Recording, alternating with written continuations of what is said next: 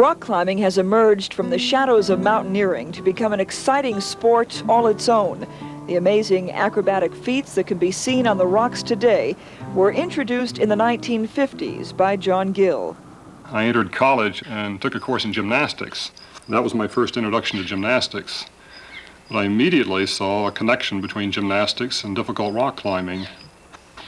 Up until that point in time, rock climbers had primarily concentrated on getting up to the top of something relatively difficult. Form and style really didn't matter that much.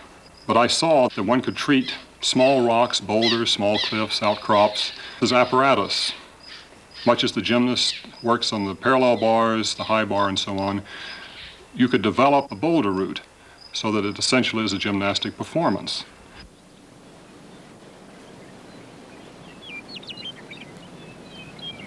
In 1954 at Georgia Tech, I was introduced to chalk. Gymnasts become addicted to it very quickly. You have to use it, otherwise you'll slip off. Perspiration will get on your hand. In 1959, I spent a year at the University of Chicago and climbed at Devil's Lake on several occasions. And Devil's Lake is very humid during the summer. It's a very slick quartzite. And this substance was something of a miracle at the time. People were not using it there, and it became quite popular after climbers saw me using it.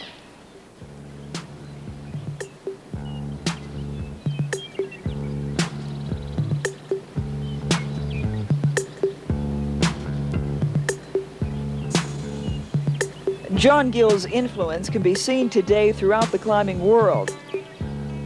Chalk is not only useful on the hands, but also for barefoot climber Bob Horan on a hot summer's day in El Dorado Canyon, Colorado. Although it is possible to climb only a few feet above the ground where one can simply jump off, for longer routes a rope is used for safety, and chalk is carried inside a bag around the waist.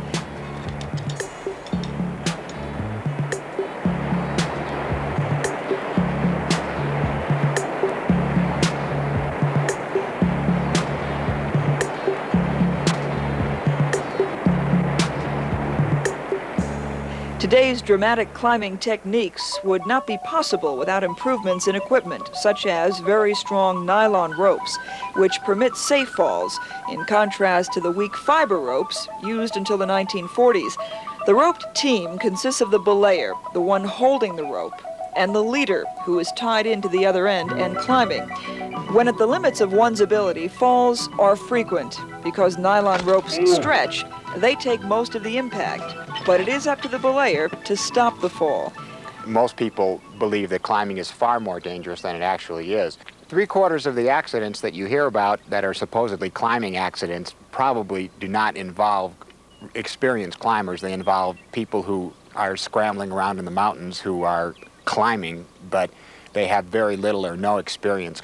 Mountaineering has certain dangers that are not really controllable, such as weather and rockfall. But in rock climbing, once you learn how to use the equipment properly, the danger is completely controllable. Therefore, if you get hurt in rock climbing, it's because you made a mental error. Various protection devices made from strong but light metal alloys are carried over the shoulder. The leader must look for resting places and keep enough strength in reserve to place the protection securely in the crack. Then, when the rope is threaded through, she can continue to climb a few feet in safety.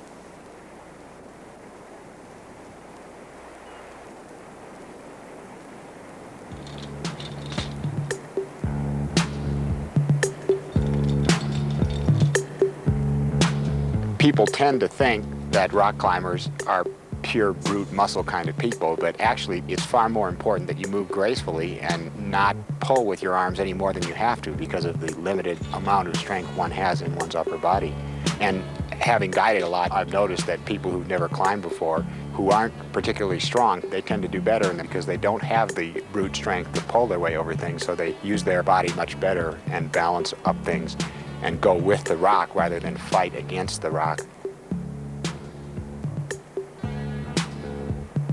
One can compare short, difficult rock climbing both with gymnastics and martial arts. The kata that the martial artist will perfect is very much like route that a serious boulder will climb over and over again until it becomes ingrained in the instinct.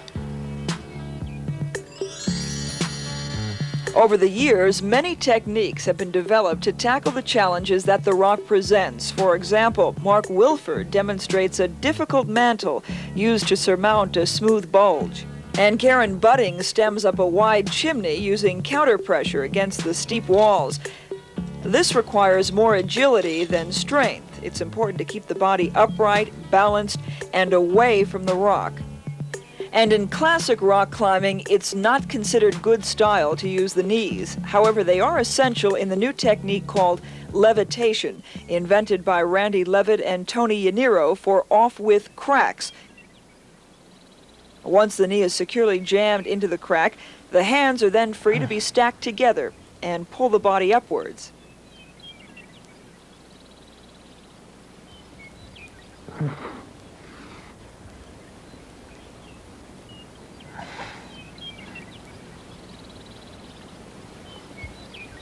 One of the most difficult wide cracks is a 20-foot roof, first climbed by Randy Levitt, appropriately called animal magnetism. Even with good technique, some climbs are still a struggle, as Skip Guerin found out on the second ascent.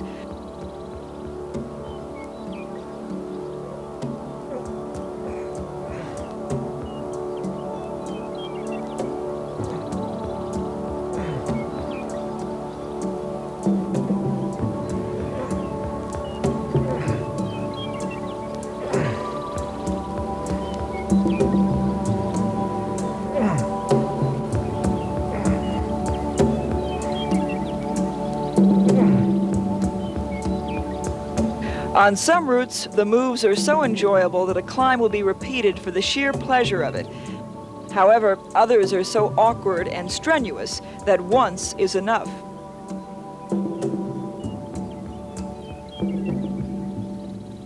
Technique is important, but when faced with a sheer drop-off, the mind then plays a crucial role. It's no use having the ability to do individual moves if fear is not kept under control. Developing a head for heights comes from being up on the rock as much as possible, but finding the time can be difficult, for even the best climbers are amateur. Steve Hong is a doctor, but somehow he's managed to perfect the skills needed for one of the toughest routes in the country.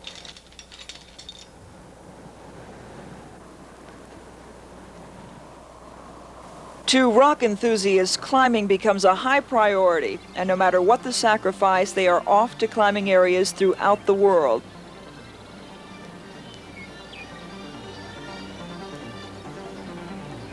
Many find seasonal work that leaves their summer months free. However, if they happen to have a full-time job like Mark Sonnenfeld, a geologist in Denver, it then becomes necessary to devote all free time to the sport if they wish to climb the hardest grades.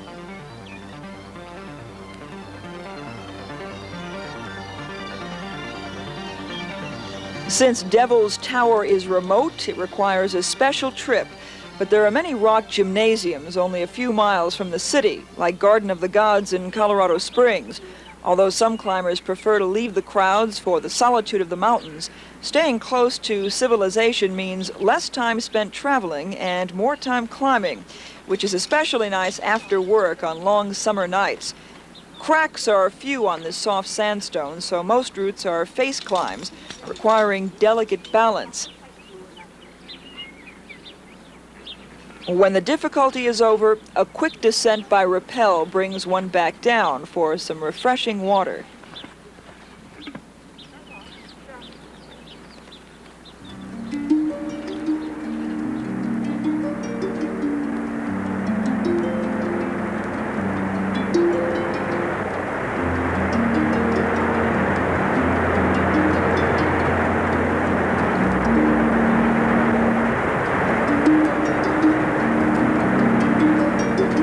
Yosemite Valley is perhaps the most popular of all climbing areas and is world-renowned for its picture postcard beauty.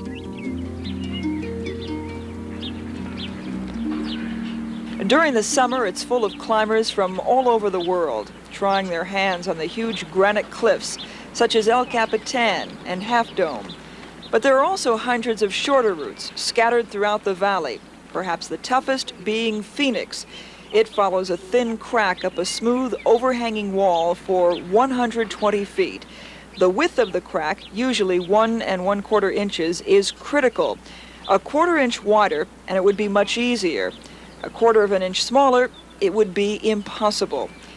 At this extreme edge of the sport, hand size is very important, for one person's hand jam is another's finger jam. The Phoenix is a real test of endurance, for it relentlessly demands these very difficult jams all the way to the top.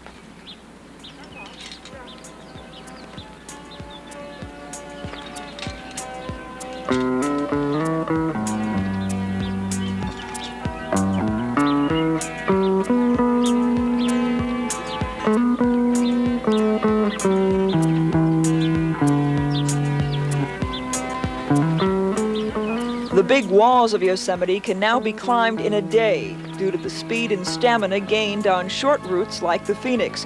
But these amazing feats would not be possible without the pioneering efforts of men such as Warren Harding, whose long career includes the first ascent of El Capitan in 1958, when he lived for weeks on the vertical wall. Boy, your new hot-shot climbers are sure a different breed. They're devious, they're strong, talented, intelligent, dedicated. They're like Olympian athletes that have just really gone astray.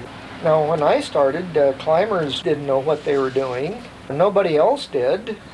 And often we'd stop at a gas station to get gas, and somebody would think we were poorly dressed fishermen. We'd be asked, well, how's the fishing? Fishing? You see, we're not fishing, we're climbing. Climbing? What? Why? Warren's light-hearted attitude belies his legendary reputation as the Iron Man of Yosemite. His 94-year-old mother has followed his climbing career for more than 30 years. We were on the Dawn Wall in El Cap in Yosemite. Yeah. Remember how Lloyd Dawson came and got you and Yeah, took me up there flying. abandoned you at the base? Went up there in an old house dress. You didn't have any money even. No, You just I didn't have a snatched your damn way, nickel to you my didn't have name. any money. I remember we were way the hell up on that wall and people were yelling up through bullhorns. Yeah. You know, I heard, come down, you old fool, get some clean clothes on you. You don't worry about me getting killed or anything. I always come back, and I'm rich and famous. Well, Rich. Where's the rich? Well, I'd make that just formerly famous. That's it. Yeah.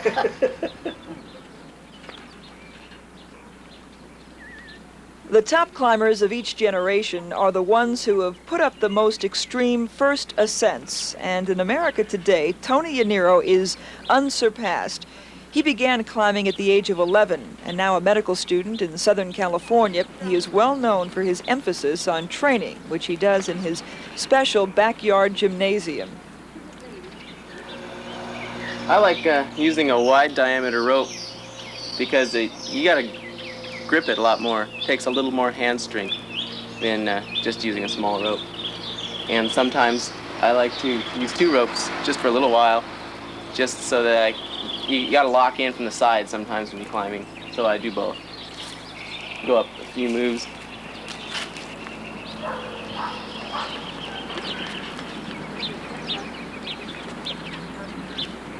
Tony's almost scientific approach to climbing includes his attention to detail, such as using gymnastic tape on his hands and fingers. I think, for me, I like using tape sometimes if there's a chance that I'm going to rip my fingers apart.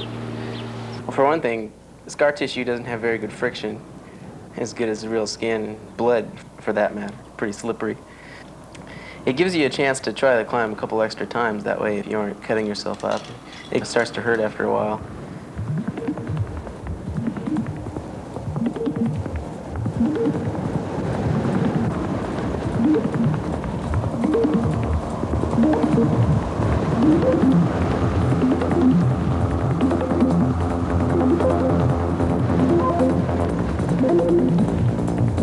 Sometimes on hard routes, you're placing protection in real precarious positions, just totally pumped, and your fingers are like melting out.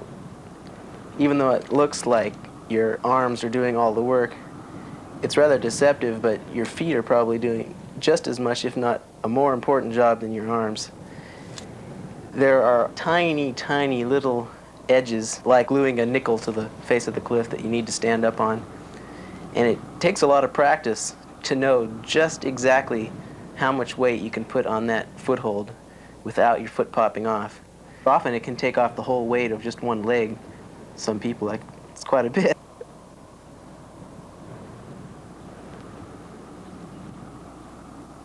Some climbers compete only against themselves, but those at the top find motivation in the race for new routes. For example, Genesis in Colorado was first climbed in 1979 after 150 attempts and not repeated for 3 years. Currently, the most difficult grade is 513, established in 1979 by Tony Yaniro on a route he named Grand Illusion near Lake Tahoe, California. Bill Price is belayed by his wife Angie, herself an excellent climber. And this 40-foot roof is still considered by many to be the toughest climb in the world. Grand Illusion, it's all finger jamming. You try to slide your fingers in. There's quite a few places where it pinches off, and you can twist your knuckles in and catch them almost like you set your protection in there. As far as the footwork goes, for several sections you're lie backing with your feet flat against the wall, so footholds aren't that essential. But on the upper section, you are in a stemming position and your feet are crucial.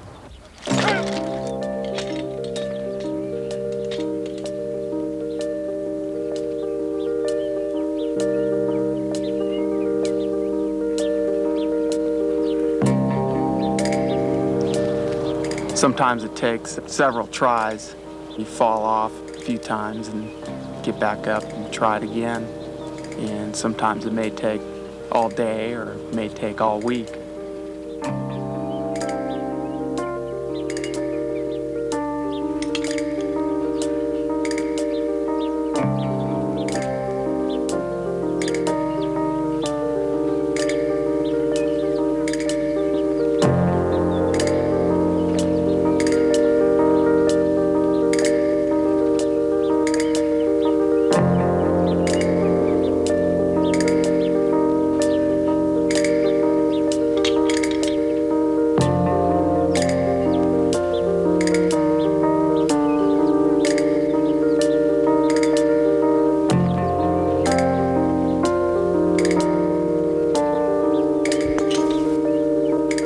To the Prices, climbing is a family affair, and their son Willie is already keen. We take Willie climbing with us all the time. Usually there's somebody belaying, somebody climbing, and then somebody watching Will. I think he'd eventually either want to do it, or if he doesn't, then that's his own thing. Yeah, we don't actually take him up a climb. Yeah. You know, we'll have him at the base. He enjoys that a lot, too. I just think, you know, as far as him climbing, if he wants to, he will, and if he doesn't, then he won't.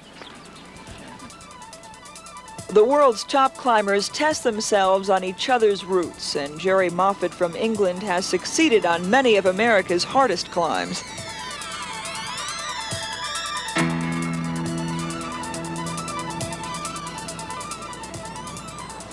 You'll be up there with your arms pumped and you just be lunging, slapping the last moves, looking at this horrendous fall. And now when you get to the top, the exhilaration, you just feel like so buzzed, which I've never felt from any other sport. When you've pushed yourself mentally and physically, you've gone for something, you're really pumped. You never thought that you could do it, and then you do something. It's just, you just feel, you get water on the Guerin on your face for about a week, you know. It's just amazing. Although you only get that few routes in a year, and you can just like keep trying to find the routes.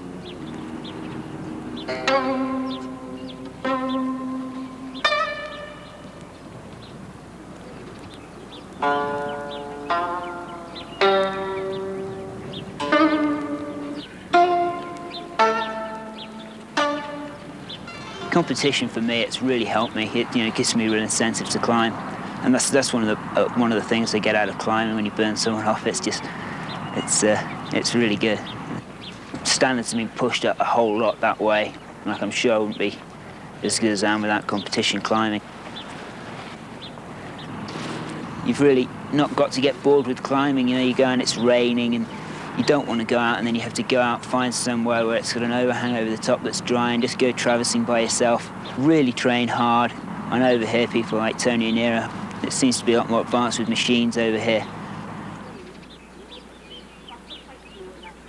We've built all these various devices for working on certain muscles. Somehow this started being called the death machine. I don't know. Interesting. What it is a fingertip edge workout device. So we'll give that a shot here.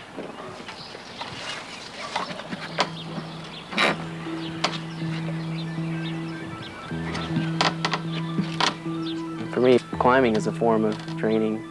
If you're trying to be generally healthy, you aren't just working on specific climbing muscles.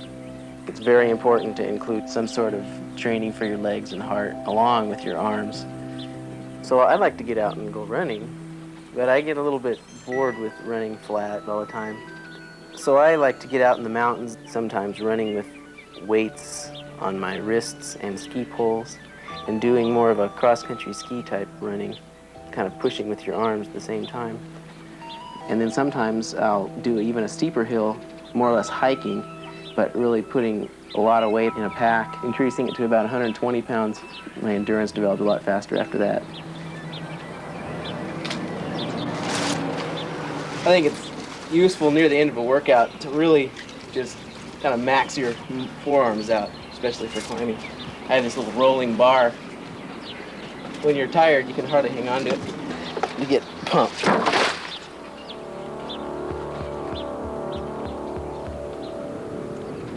Paisano Overhang is a real unique climb. The crux section is only 15 or 20 feet long, but the amount of climbing you're doing is worth a full pitch. The effort you have to put out for every inch is incredible. The problem with the climb is it's just too big to jam your fists, but just too small to get knees inside to get a good knee jam. It's real awkward. And so me and Randy Levitt decided to try a technique we developed. What you gotta do is stack both hands together, and then you have to jam your feet together. And obviously you're stuck because you're using up both your hands. So the only solution is to jam your feet in good enough so you can let go of both hands at the same time and move them out farther.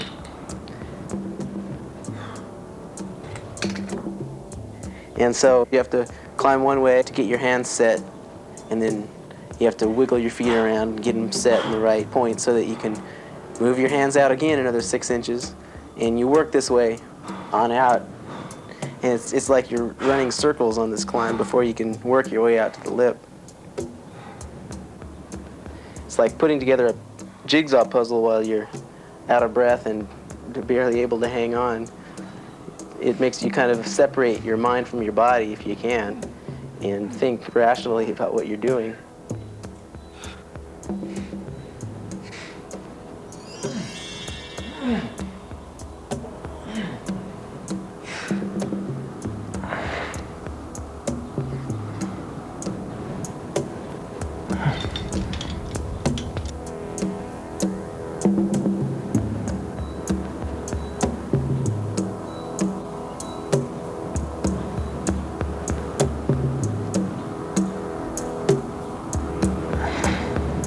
Just when you feel like you should be able to pull over the lip, you can barely get your stomach to pull your hands up high enough.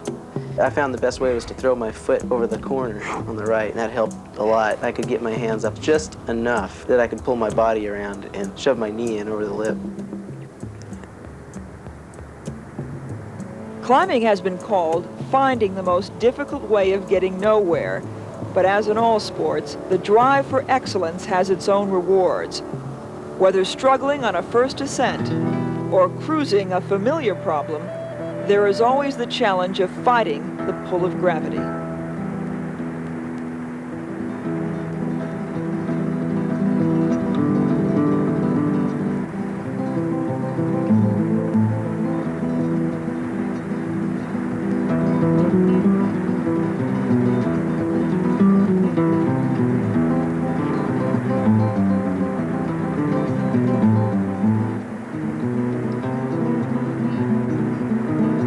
Climbers have a tendency to think their sport is the best sport and the most rewarding sport. But if you look at runners or hang gliders or skiers or the hardcore people in those sports feel exactly the same way about their activities.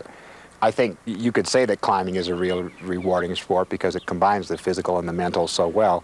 But really, when you get right down to it, the most rewarding sports are the ones that you can actually get some money out of, and climbing is not really one of those sports. Even the most famous climbers aren't what you would call super wealthy people.